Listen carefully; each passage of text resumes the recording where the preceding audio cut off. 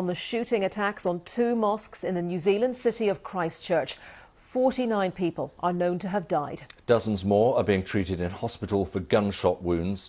Witnesses say at least one gunman opened fire on worshippers at the mosques as they were gathering for Friday prayers. Well, one man in his 20s has been charged with murder. 2 other men and 1 woman were detained in the areas around the mosques, but police have established one at least had no involvement. Police are investigating reports that an attacker live-streamed their actions. New Zealand's Prime Minister Jacinda Ardern has described the events as an extreme and unprecedented act of violence. We're going to be with you for the next hour, bringing you eyewitness accounts and reaction from within New Zealand but also around the world. And we'll start our coverage with this report from Simon Jones. Unprecedented is how police are describing this attack. Scores dead as 2 mosques are targeted during Friday prayers. People ran for their lives, but many did not make it. I was hearing that shooting after shooting after shooting. It went on about 6 minutes or more, and I could hear screaming and crying. People outside were also caught up in the chaos. I stopped the car in shock, and I leaned either way, I'm not sure, left I think across the seats to try and avoid getting shot, and apparently a bullet went sailing over my car and struck the one in the back. It's believed the gunman filmed his attack. Explosives were found attached to vehicles.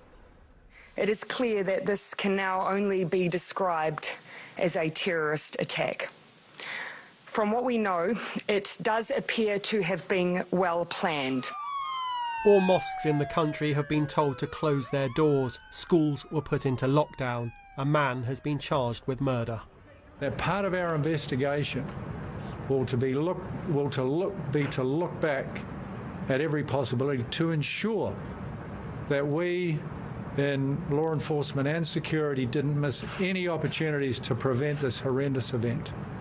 The Australian Prime Minister said one of those arrested is from his country.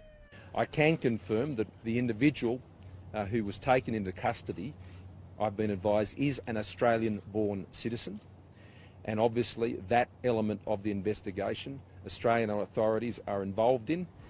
A community and a country now trying to comprehend one of its darkest days.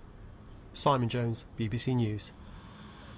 And just to bring you right up to date, the Prime Minister Jacinda Ardern did say categorically in her last briefing, which was not long ago, that this is being perceived very much as a terrorist attack, although she also conceded that those people who've been arrested were not on any security watch list. Police are still trying to establish whether the gunman responsible for the attack at the Al Noor Mosque was also responsible for the attack at the Linwood Mosque. As we say, 3 other people have been detained, but police say they have established that at least one of those had nothing to do with this terror attack. They say they are trying to understand what, if any, connection the other 2 people apprehended had to these terror attacks.